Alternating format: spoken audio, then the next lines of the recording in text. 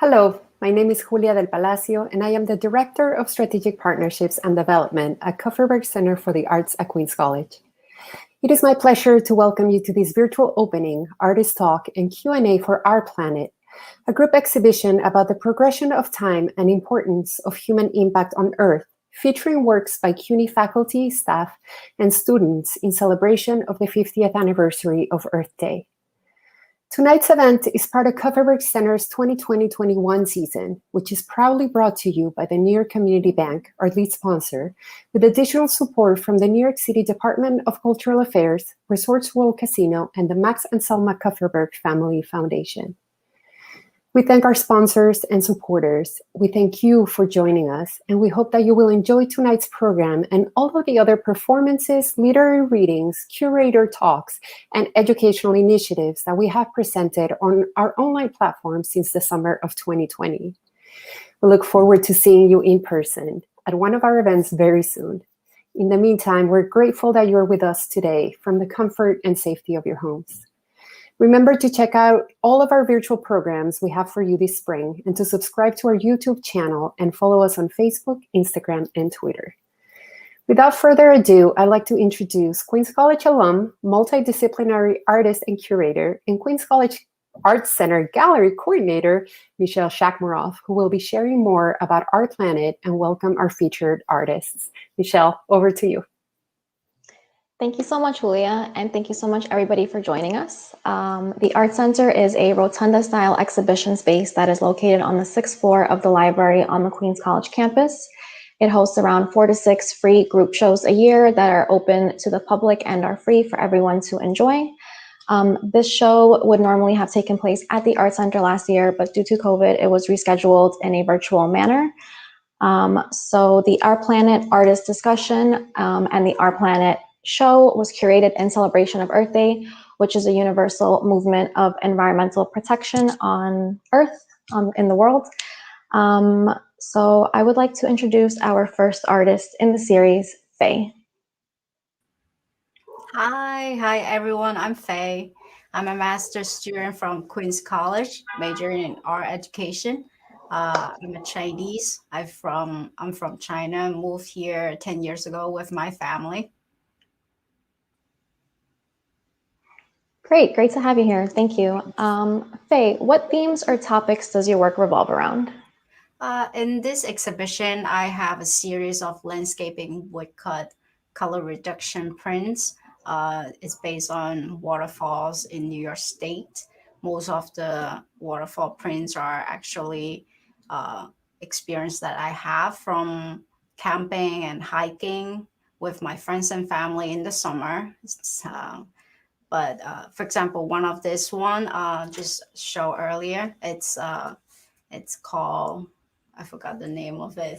I think it's called, let me just quickly check. I think it's called Fulla Valley. It's very up north in New York State. That was the last trip I actually went with my family before pandemic. Awesome. It's actually a beautiful, is that a watercolor image or? It's a woodcut print. So color reduction woodcut print means basically you have start from beginning to the end. It's carving and printing from a singular wood block. So at the end, the block is destroyed. You can make a second demand. It's just limit edition. Only. Wow, one of one. Awesome. Do you have an art education background? I do. I got my BFA from School of Visual Arts. I was in illustration major. And when I was in my senior year, I have a senior year project to create a series of illustration based on a book called Of Mice and Men. And when I was reading the book, I start having all the scenery coming to my mind and I think woodcut works with the book. And then I start talking to the print lab manager and asked them for help. So that's how I started with printmaking. It's awesome. It's interesting how you connected the two. Yeah. So what are your go-to mediums?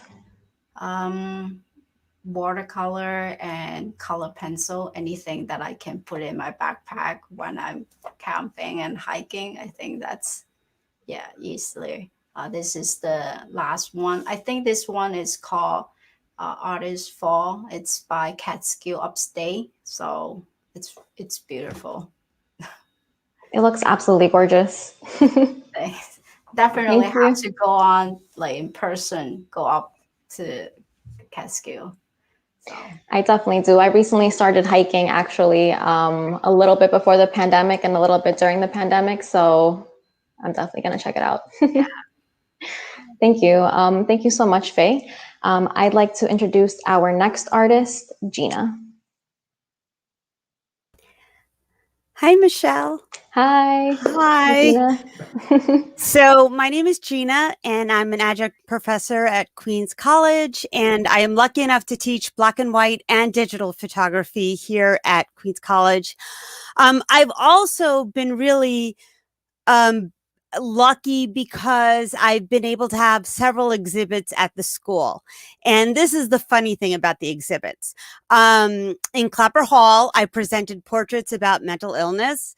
In the Aaron Copland School of Music's atrium, I displayed portraits of the New York Mets baseball players. In the Queens College Art Center, my show is about portraits of the religious diversity of Flushing. And even at the Godwin Turnbach Museum, I had a virtual exhibit about my portraits. So tonight is going to be very different. These images that I'm going to show you tonight are kind of like, I like to call them my diary. They're like these private photographs of my happy place. So I would love to share the video of this mysterious world of my happy place.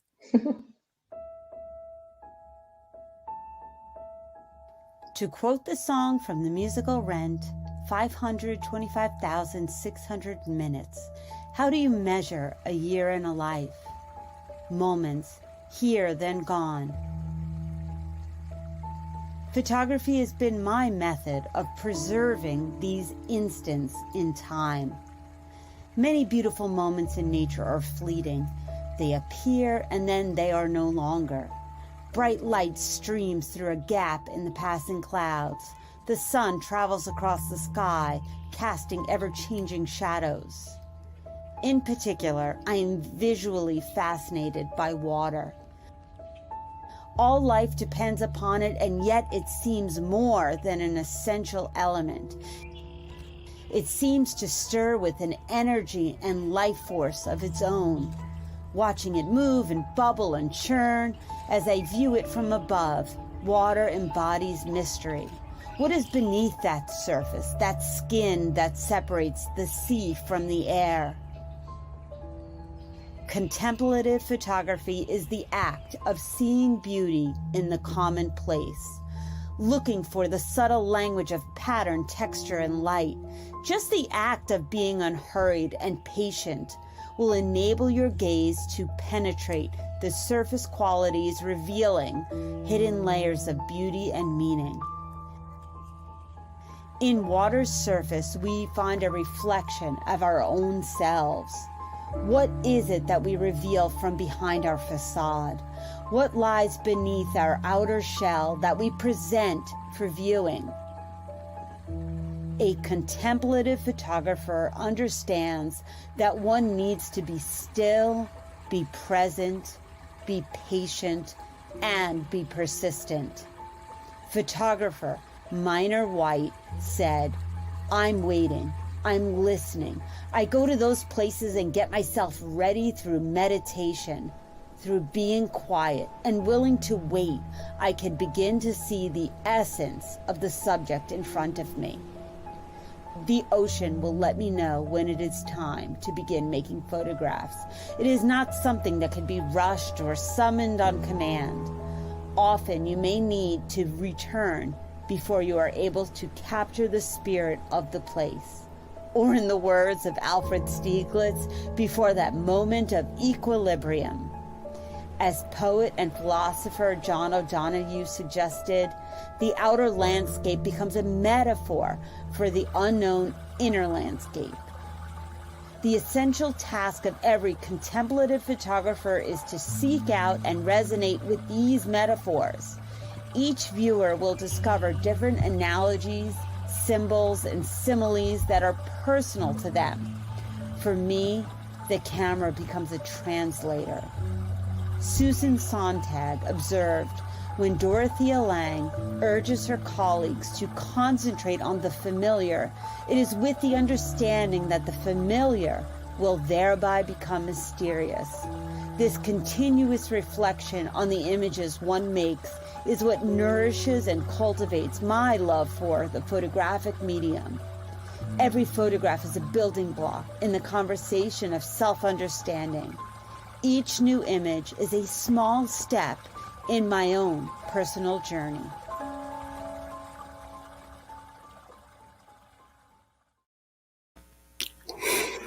Hello. Hi. Hi. That was awesome. Thank you. Well, thank you for watching it. I feel like a little bit like I just unveiled something of myself that is very personal. So I really appreciate it because I've always done portraits, and this is my own little area that I feel like I could just breathe a little bit, and I don't have to worry about technique as much as I do with portraits.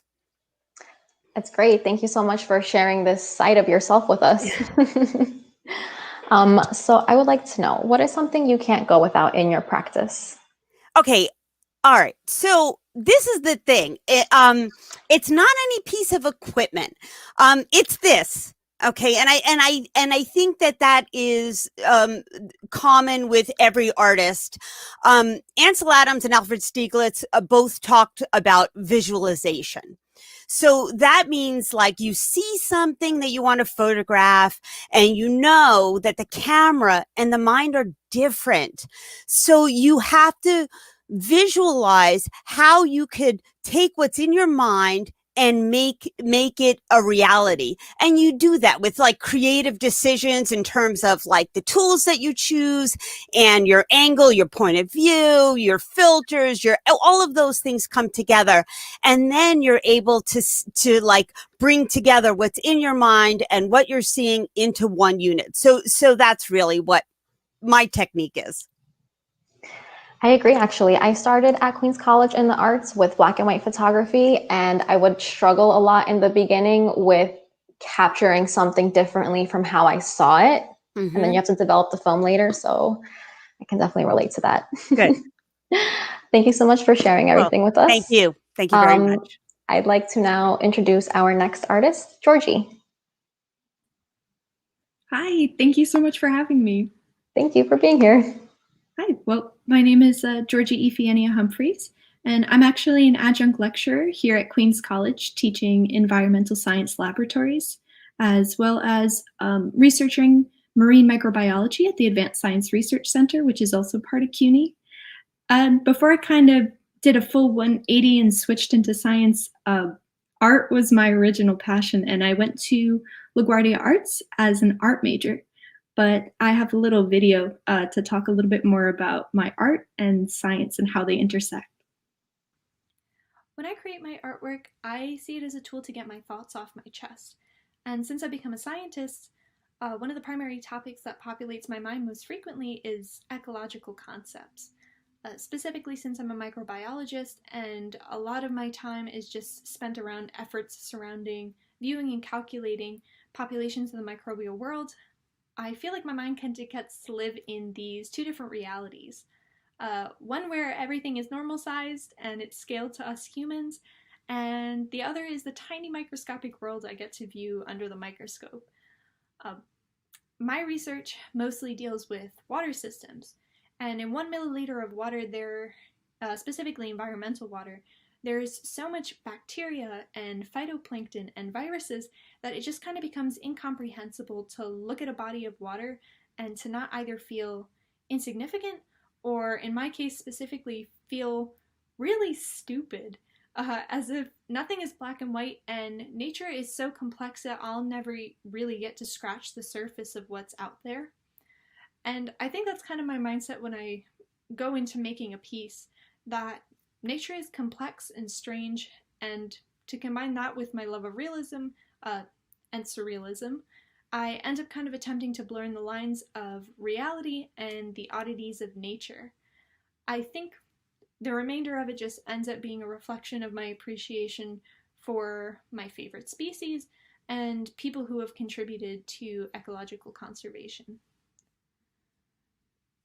I think in general, my love for water systems stemmed from a really specific part of my life and my family's life, and that's being from the country of Cyprus, which is an island on the far eastern Mediterranean that has somewhat of a desert landscape.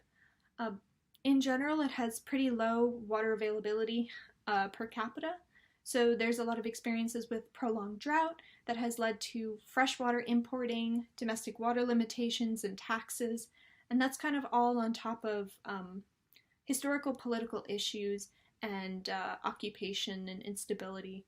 So there's a pretty big discrepancy between water usage in my home country of Cyprus and here in the US where I live, where water usage can be a bit more frivolous. But in the end, I think for many artists, not just myself, and it may be similar, our background can shape the concepts of our art that we are passionate about. And for myself, that ends up being water conservation in general and the microbial world. Awesome. Hi. Are there any mediums that interest you which you have yet to try? Yeah. So this isn't necessarily a medium I haven't tried yet, but something that I haven't connected to ecology and science, and that would definitely be installation. And I've kind of used installation before to specifically go into human rights and women's rights from an interactive perspective. But when it comes to ecology, if I'm really trying to instill kind of the importance of an ecological concept, I feel like maybe installation would be a great way to do that so that I can actually have someone interact with the piece rather than just view it from my perspective. I agree. You'd be definitely giving the viewer like an immersive interaction with the piece. So definitely installations are cool. So thank you so much for sharing everything with us. I'd like to introduce our next artist, Raphael. Hi, everyone. I'm Raphael. Similar to the previous artist, I am also from the Mediterranean. I'm from Barcelona. I have born there and I moved to New York 7 years ago. And now I am an adjunct professor here at CUNY. And my background is an architect. And when I moved to New York, I decided to continue my research and I started to do my PhD in sustainability science. And here in CUNY, I have teach in different departments because, as you know, there is not a sustainability department. Then I have teach in several disciplines, such as environmental science, economics, urban studies, or art. This is a little bit my background. Awesome. I wanted to ask you a question. Why is resilience a key concept for the Earth? Good. As I said, I start doing my research related with sustainability and to understand the theory of change of all different systems. As Georgia said, all of us, we are complex adaptive systems, and the theory of resilience is analyzing how systems are changing due to the crisis, stress, or disruptions that we are having every day, such as the pandemic. I agree with you. Which is the link to the concept of resilience and the exhibition? Yes. May I see my first image, please? Yes, you could see here the concept of panarchy.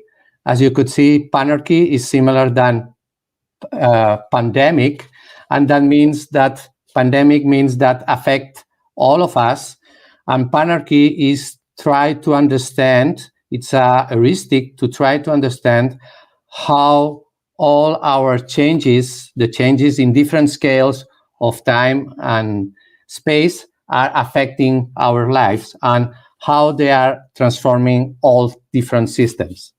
Then this is the reason I choose this symbol of the infinity to work with communities and help communities to understand what is going on with all our current changes.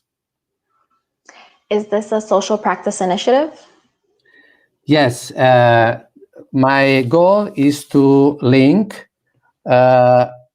science, earth, and communities through the catalyzer of art and try to promote local building capacity and promote participatory process to try to understand our current wicked problems, to understand our crisis, and to have a vision for the future similar than the Sustainable Development Goals from the UN, but at local scale. Great. And do you have an impact that you've had on a local scale with this initiative? May I see the video, please?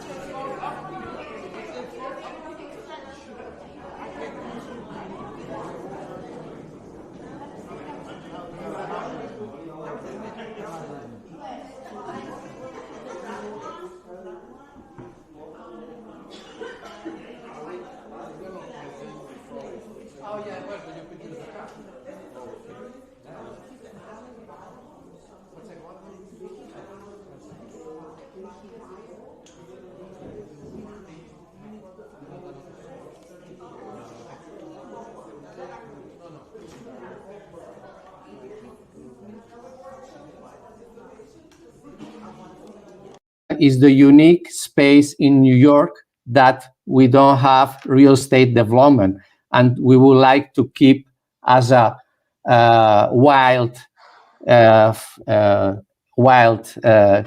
site for New York.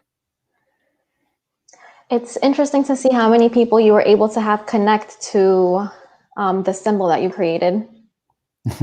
Yes, the idea is that symbol, and I asked people to answer 3 different questions, and the idea is to try to get a community vision, and in my opinion, with this symbol of infinity, that means plenty of things such as immortality, continuity, self-organization, diversity, and also empowerment. The idea is from childs to any scientist, you could work all together, join all the different kind of disciplines and all different kind of communities.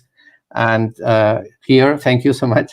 You could see here at the end of this workshop, this is a workshop that we were working 2 hours. At the end, people explain all of the ideas we share, and we try to found a vision for our community of any kind of territory or habitat. Wonderful. Thank you so much for that. Thank you. I'd now like to introduce our next artist, Stephanie. Hi, everyone. My name is Stephanie.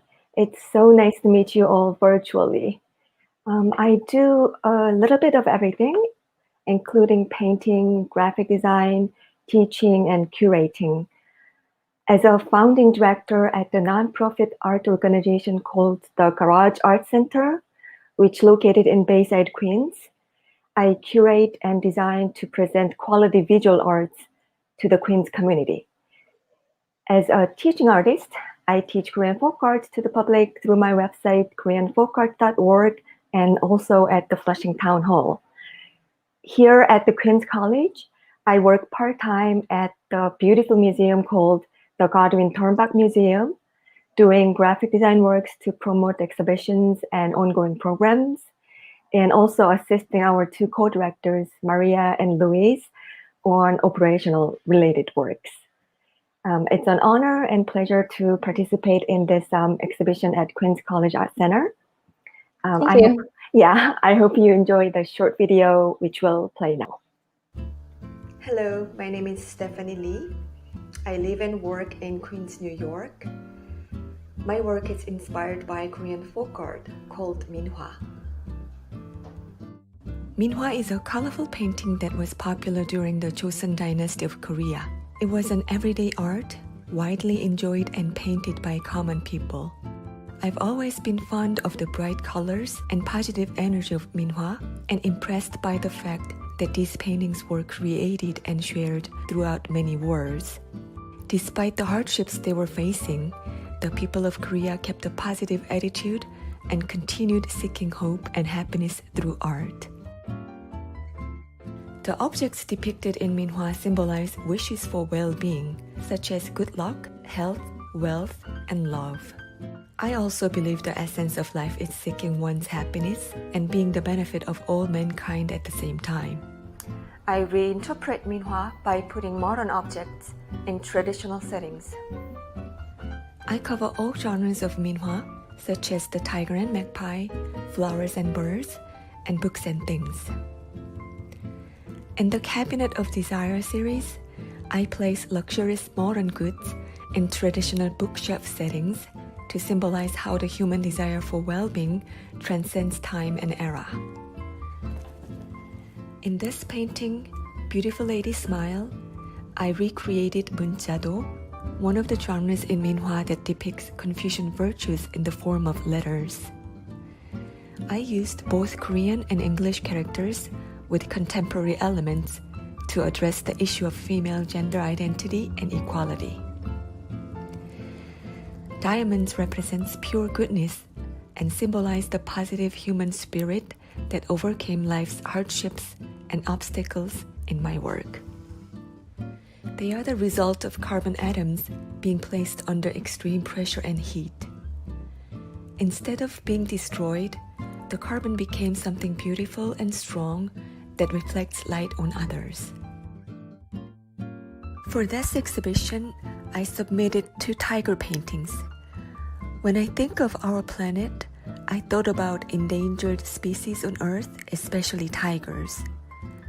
Although it's now extinct in Korea, tigers are deeply associated with Korean culture. People of Korea depicted the tiger as a friendly and sacred animal, believing it guards them against evil spirits. Here, the traditional tiger is longing for the man-made diamonds, and in the other painting, the tiger made of gold is happy with the clover from nature. Although they seem different, both diamonds and clover leaves symbolize pure goodness, happiness, and hope. I thought it would be nice to show the work that has a message of hope, especially at times like this. By integrating Korean tradition with New York life, traditional and contemporary, East and West, material and ideal all coexist in my work with embedded good wishes. As our ancestors did, I wish happiness to you and your loved ones through my paintings. Empathizing with the sense of coexistence is what we need for our planet and society these days.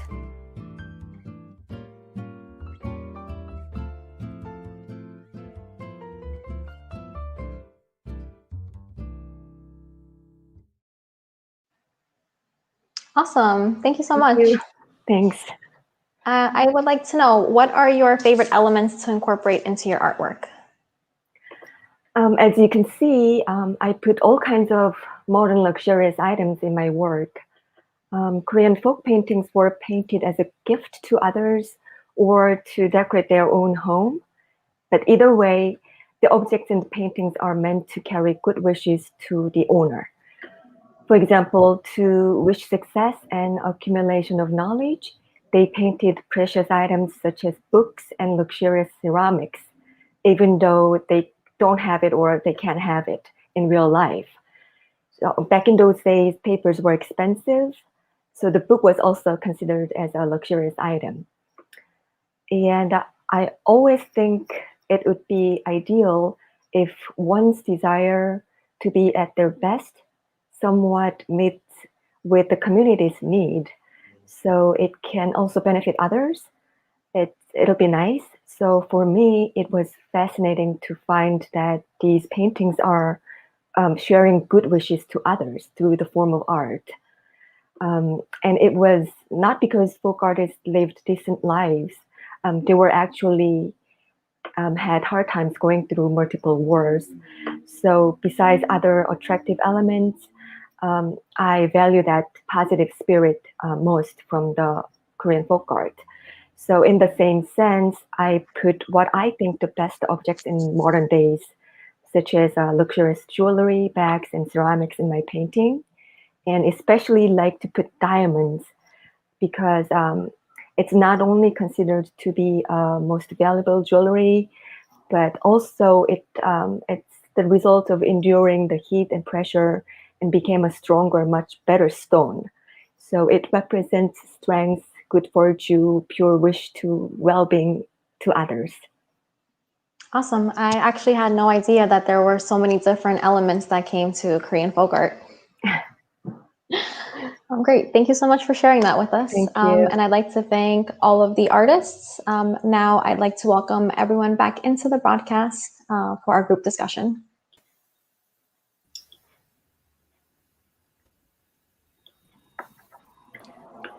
Hi, guys. Hi. Hi, everybody. I really would like to say that I enjoyed everybody's videos very much. And of course, just seeing your work. And I feel like it's interesting how your work and the videos that you prepare really convey your person. I mean, the little time we spend together on this screen, but it does feel like your work and videos really show your personalities and where you're sort of coming into this idea of, I mean, I love how Stephanie put it, like this coexistence, right? Because we're all coexisting and in a way, I feel like it's been kind of a toxic coexistence, from the human side towards the earth. But we'll get to that.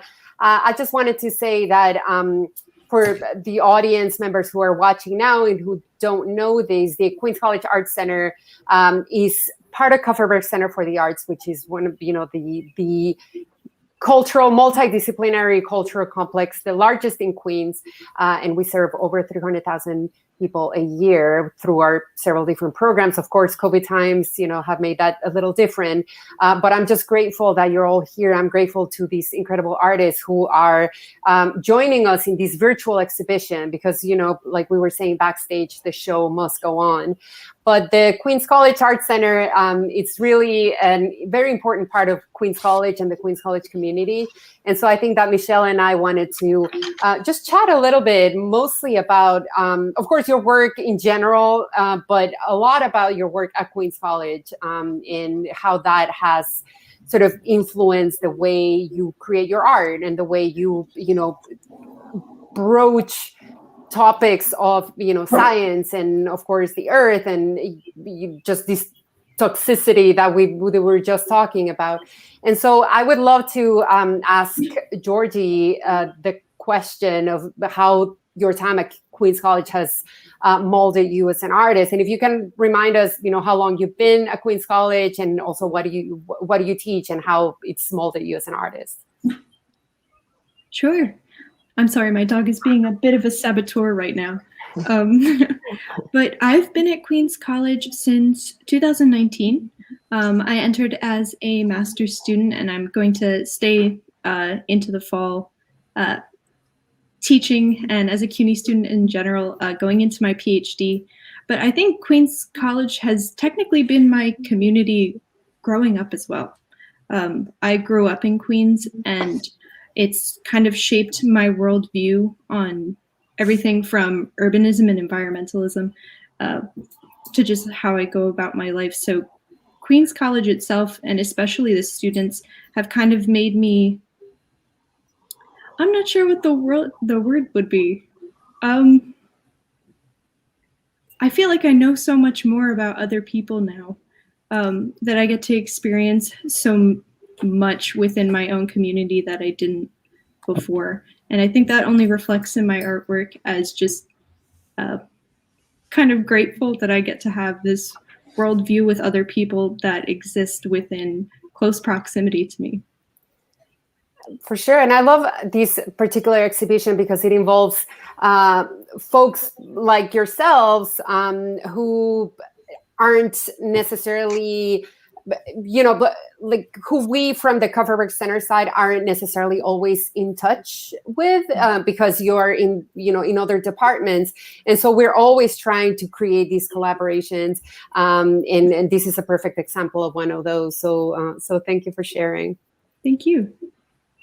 For sure, I agree with Julia. The majority of the point of the show was to just collaborate with all the different disciplines on campus, because I feel like at the end of the day, we all do inhabit the same earth, so we can all somehow contribute to this art exhibition. And I would actually like to ask Gina, how has being a professor at Queens College helped your craft? And please also let us know how long you've been a professor. And you know what? I was trying to think about it. I feel like I've been a professor forever, but it's only been about 5 years, I'm going to say. And I could be off by a couple. And it is definitely influenced the way I approach my craft of photography, because I feel like I have been blessed to meet so many people that I would not have met otherwise. And I am also a Queens native. I probably could ride my bike to Queens College from my house. And it is a very local school for me. And it's so nice. Like, listen, you can't go on the bus and just start like talking to your neighbors and asking them questions. But you get in front of the classroom and suddenly you have this like authority to be able to say, so tell me, like, how is your day? What's going on? Where do you work? Like, and then you could like slowly chip away about who people are. And that's what I'm interested in, especially as a portrait photographer, is who people are. And luckily, with photography, I always say it's science plus art, and that conflation of the two that really get me excited, because it is to me like a holistic way of viewing the world, and I just find it a lot of fun, and I hope that my students find it fun. That's my goal. I think they definitely do. I know that I owe it a lot to not just my professors, but people like Julia, who have helped me grow as an artist and a curator, and given me just like a means to make a profession out of it. So I definitely know that your students appreciate you. Thank you. Absolutely.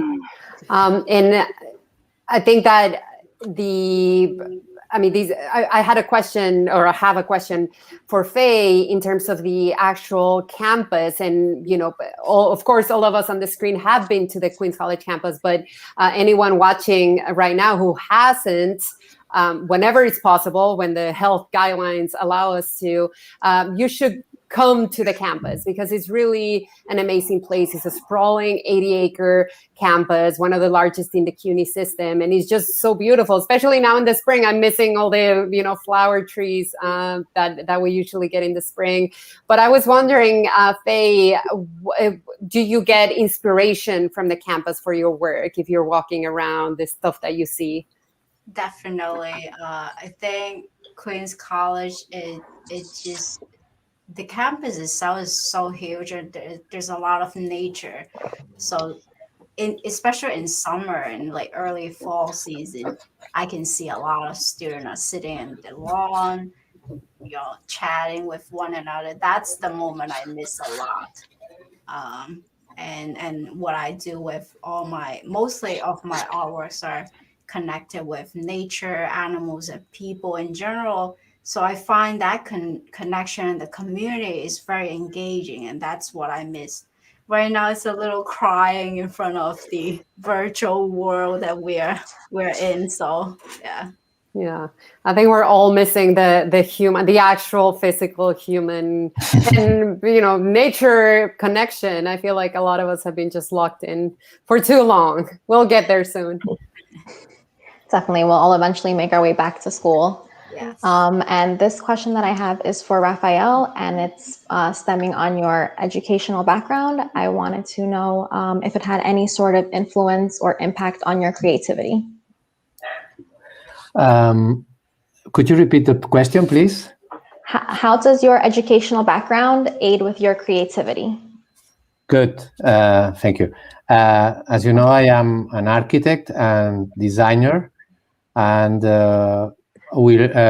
because I started my undergraduate many years ago, we started as a classical education, such as drawing and mainly aquarels. I draw a lot of sketch by aquarels and drawings.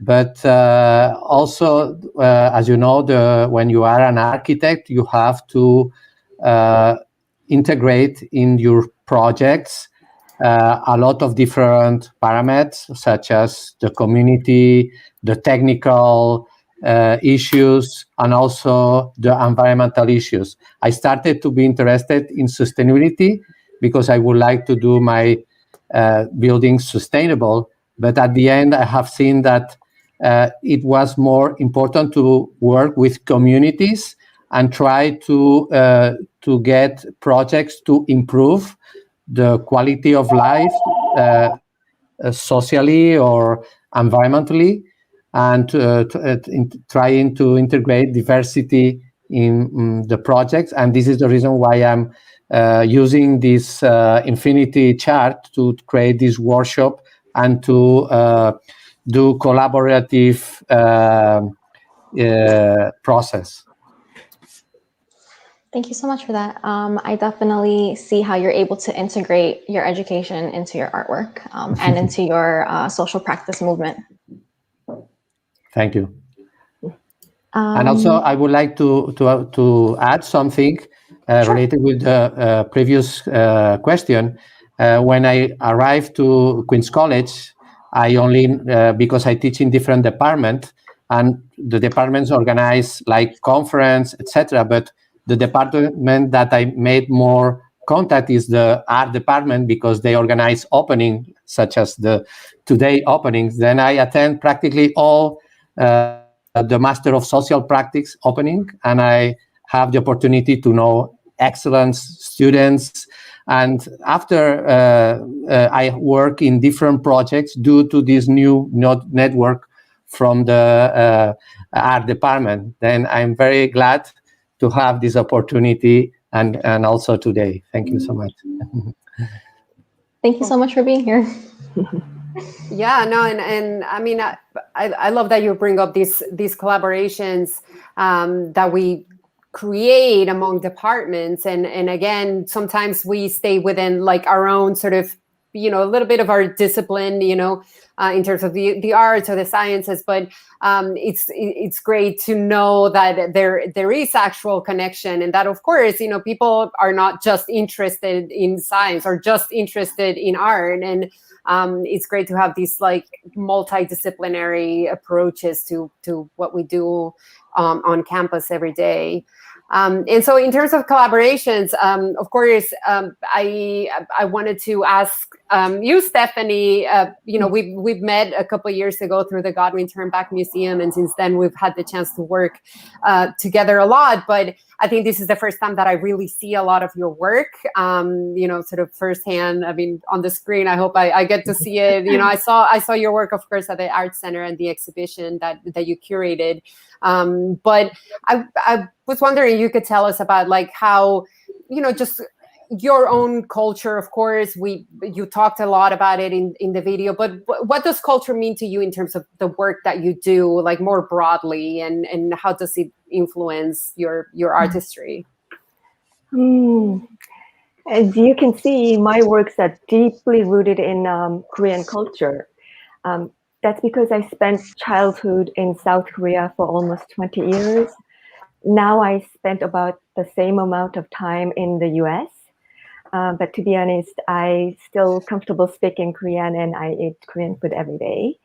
But I guess because childhood memory is dominating the rest of life, and it's something inseparable, and I guess it shouldn't be. But the point I value from my culture, that applies to all cultures, which is to try to live a life in full that also benefits all mankind. So I just feel so lucky and appreciative that I had a chance to experience different cultures through my lifespan. For sure. No, of course. And well, what better place to experience different cultures than Queens, right? Yes. And of course, it's the most diverse place on probably maybe on earth, you know? And of course, Definitely. Queens College reflects that diversity very well. So that's really great. And I wanted to just mention a couple of the comments we've received since the beginning of the of this virtual opening reception. We got some videos, comments for Gina for the video from Radio Jarocho says, love the idea that the ocean will tell you when to take the photo. And, you know, as most things in life, you can't rush it, you know, you just have to let it happen.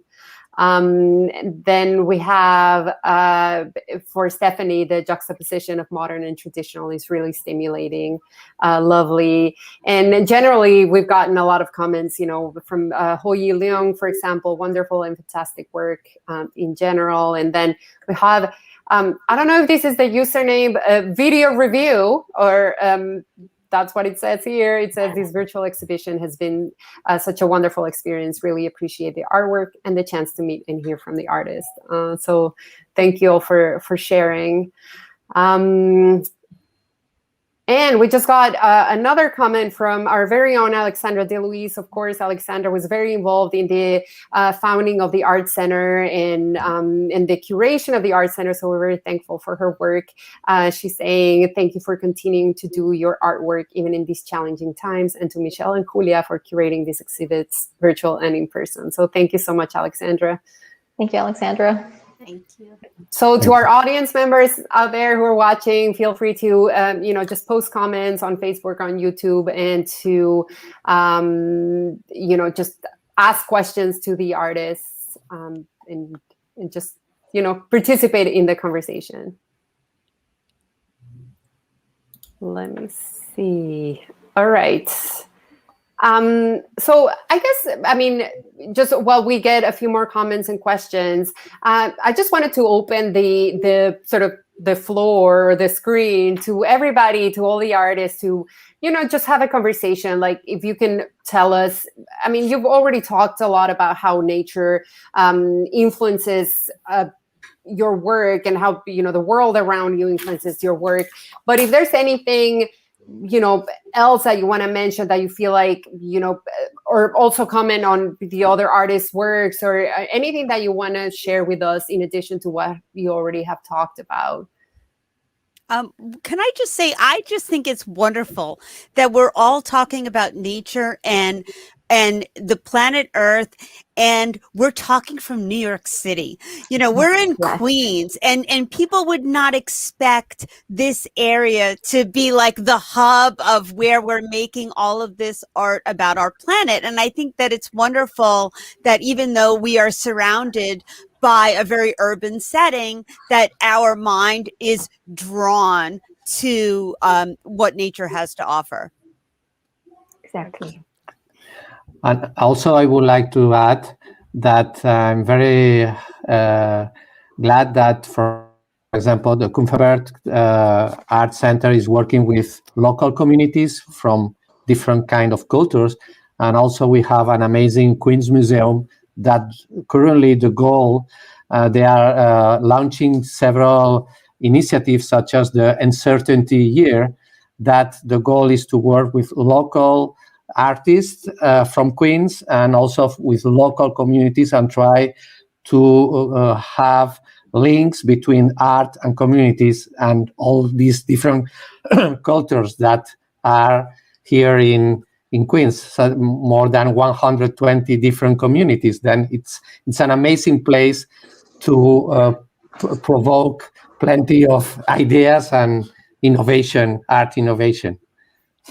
For sure. It seems like it's so small, but it's actually much larger. And it leads me to my next question, and feel free, any of the artists, to just answer. I wanted to ask, how does living in New York City directly affect your creative process? Well, there's so many things to see, right? So many artists, so many influences. I mean, they're ongoing. And every time I go out, there's something new to experience, watch, and feel. And to see other great artists right next to us, it's amazing. I definitely sometimes feel like a tourist in my own city. Yeah. I agree.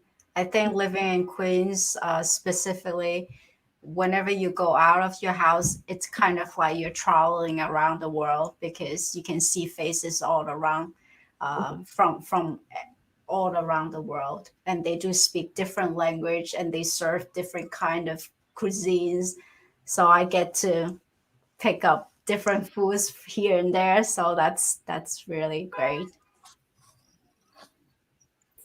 Yeah, I mean, I agree with everyone on this, and it's been interesting. I actually went to the Met Museum recently, of course, now during COVID times, and it was just, an interesting, an interesting feeling of going back there with probably maybe 10% of the people who are usually there, crowding all of the galleries. And of course, it was nice to be able to, enjoy the museum without the crowds, but at the same time, it felt like a little eerie to, just a little too quiet.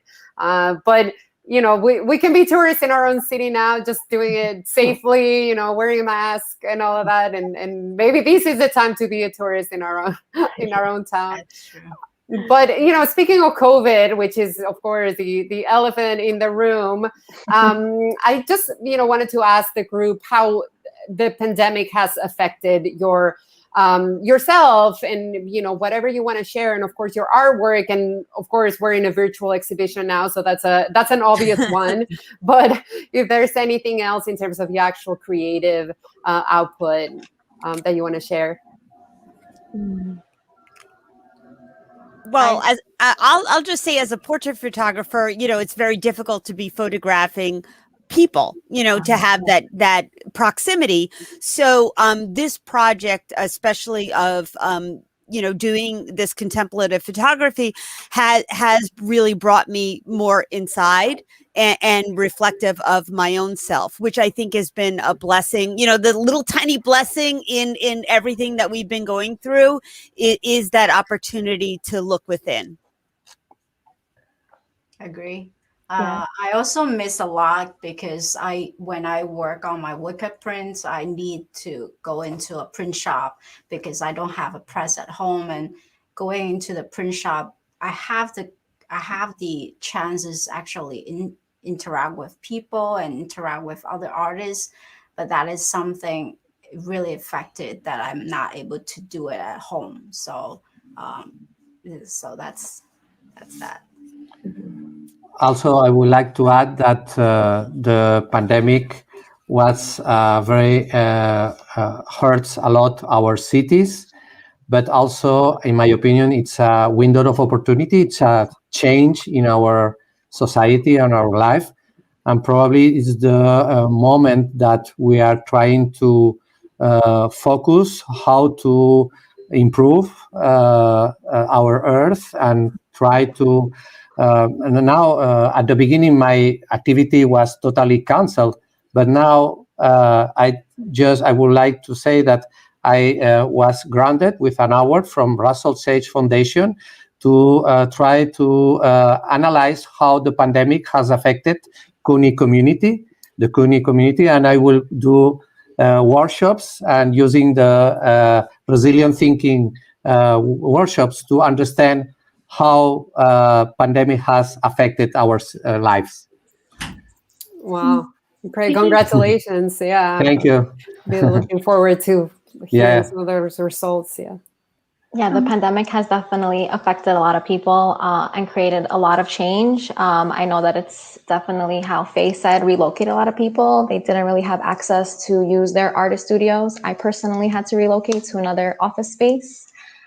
So my question would be for everybody, do you have any favorite places to create or think about your artwork outside of your studio? I go hiking a lot, so my favorite place is always somewhere in the forest. I think it's good that because we live in urban cities, so our pressure is always up high this level. But when you step into the wildwood, your stresses just immediately drop from here to here. So that is the power of our modern natures. So. Yeah, nature walking definitely helps.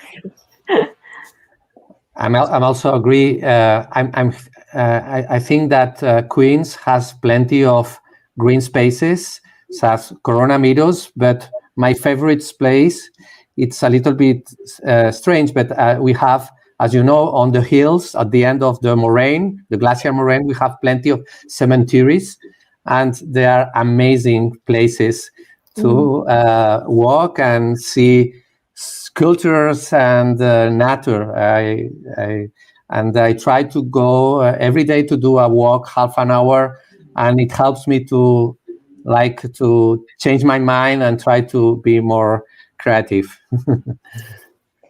For sure. The outside world definitely does help influence the inside, the inside of my mind. Of course. And yes, to the cemeteries in Queens. There are some really big ones. You could, get lost in there. Yeah. Okay. All right, so we have a couple more comments from the audience. Kareem Victor says, great job, everyone. So congratulations. And then we have another one from Video Review. Says the richness of culture and experience that is Queens and Queens College comes through beautifully in each of your art, like a savory melange that transcends any one flavor. So that's a really beautiful comment. So I think we're gonna start wrapping up.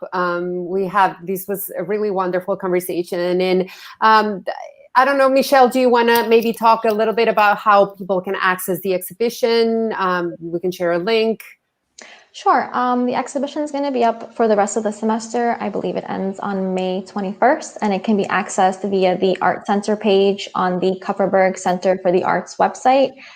And there will be an exhibition guide with the PDF, which includes not just these artists, but the rest of the artists in the actual show and their artworks and small bios and questions and comments and things like that. So feel free to check it out. And the exhibition guide and everything has all of the artists' social media handles and, how people can find them and follow them and all of that, correct? Yes, it has their websites, their Instagrams, all types of publication links. There are a lot of various things in the exhibition guide that are interesting. Great. Very good. So thank you so much again for joining this conversation. Thank you so much again for your work. And, it's just been wonderful to chat with you. I also want to thank our incredible technical team for making sure that everything that went on today went smoothly. And without whom, of course, none of these would be possible. So thank you.